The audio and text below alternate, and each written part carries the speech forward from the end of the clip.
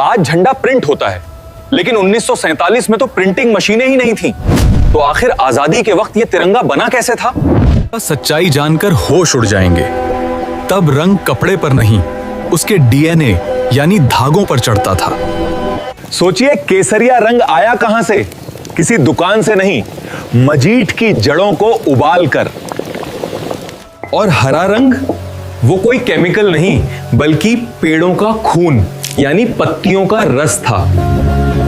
लेकिन नीला रंग, वो तो किसानों का ब्लू गोल्ड यानी असली नील था। फिर इन धागों से 3 अलग अलग पट्टियां बुनी जाती थीं।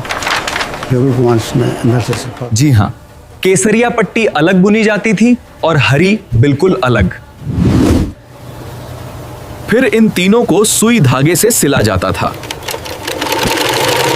आखिर में अशोक चक्र लकड़ी के ठप्पे या कढ़ाई से बनता था।